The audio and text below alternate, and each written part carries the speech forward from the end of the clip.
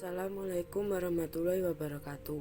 Kami akan mempresentasikan hasil diskusi kelompok kami yang berjudul distribusi zat terlarut antara dua zat yang tak bercampur dengan anggota kelompok.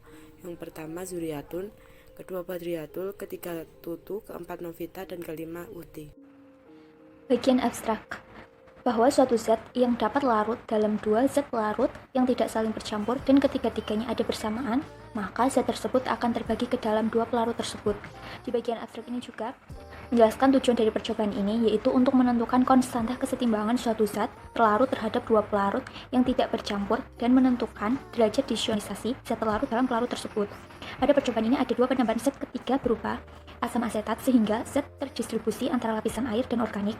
Dilakukan pemisahan, dan hasil pemisahan berupa lapisan airnya dititrasi dengan NaOH standar dengan bantuan indikator PP yang akan menunjukkan titik akhir titrasi. Selanjutnya adalah pendahuluan. Latar belakang. Ekstraksi adalah salah satu metode pemisahan dua atau lebih komponen dengan menambahkan suatu pelarut yang tepat. Pelarut yang umum dipakai adalah air, pelarut organik seperti kloroform, ether, dan alkohol. Ekstraksi pelarut atau ekstraksi cair-cair merupakan distribusi suatu zat larut di antara dua fase cair yang tidak saling bercampur.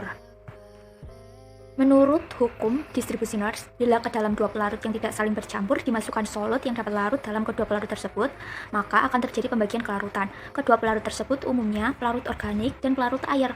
Dalam praktek solut akan terdistribusi dengan sendirinya ke dalam dua pelarut tersebut setelah dikocok dan dibiarkan terpisah. Perbandingan konsentrasi solut di dalam kedua pelarut tersebut tetap dan merupakan suatu tetapan pada suhu tetap. Selanjutnya adalah rumusan masalah. Untuk rumusan yang pertama adalah mengapa pada proses titrasi menggunakan indikator PP. Yang kedua adalah apakah asam asetat larut dalam air dan kloroform. 2. Metode penelitian. Pada percobaan 1, 2, dan 3, bahan yang digunakan sama, hanya variasi dan konsentrasinya saja yang berbeda.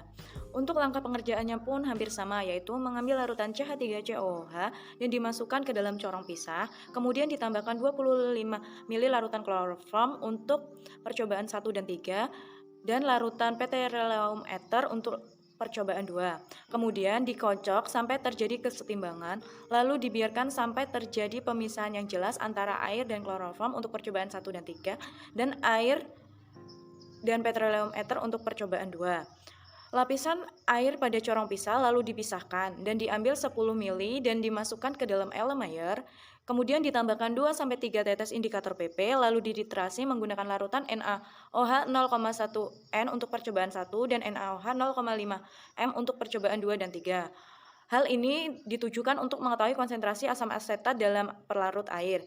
Proses titrasi dilakukan sebanyak 2 kali.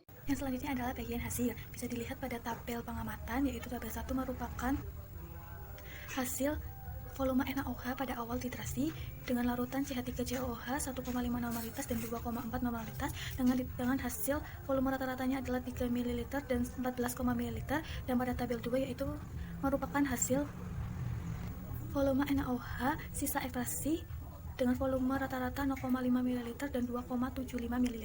Pada percobaan kedua pun sama menggunakan larutan CH3COOH atau asam asetat dengan variasi konsentrasinya 1, 0,8, 0,6, 0,4, dan 0,2 molaritas. Pada tabel 4 itu merupakan volume NaOH mula-mula, dan pada tabel 5 itu volume NaOH pada keadaan setimbang. Dan yang terakhir pada percobaan ketiga dapat dilihat pada tabel 6, yaitu antara volume NaOH 0,5 molaritas dengan larutan CH3COOH dengan dilihat tanya dan simpangannya sebagai berikut.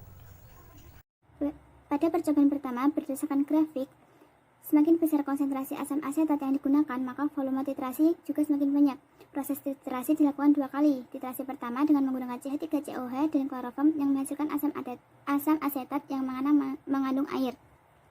Kemudian pada percobaan kedua dilakukan untuk menentukan konstanta keseimbangan solut terhadap dua pelarut yang tidak bercampur. Solut yang digunakan pada percobaan ini yaitu larutan CH3COOH yang mana digunakan beberapa variasi konsentrasi. Sedangkan kedua pelarut yang tidak saling bercampur yakni digunakan aqueous petroleum ether. Antara aqueous dan petroleum ether memiliki sifat kepolaran yang berbeda, sehingga antara kedua pelarut tersebut tidak akan bercampur. Pada percobaan ketiga, pada grafik tersebut menunjukkan bahwa pada keadaan setimbang, zat terlarut dari pelarut 1 masuk ke pelarut kedua, dan sebaliknya. Percobaan ini didasarkan pada hukum distribusi larutan, yaitu bila dalam suatu campuran terdiri dari dua senyawa yang tidak saling bercampur, maka jika ditambahkan senyawa ketiga tersebut akan terdistribusi pada kedua senyawa tersebut. Dapat disimpulkan dari percobaan di atas, yaitu yang pertama, air dan CHCl3 tidak dapat larut karena air memiliki sifat polar, sedangkan CHCl3 memiliki sifat nonpolar, sedangkan asam asetat akan larut dalam keduanya.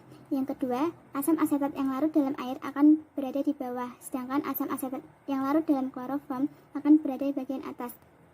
Semakin banyak volume NaOH1N yang dititrasi, maka warnanya semakin menjadi pink warna yang dihasilkan.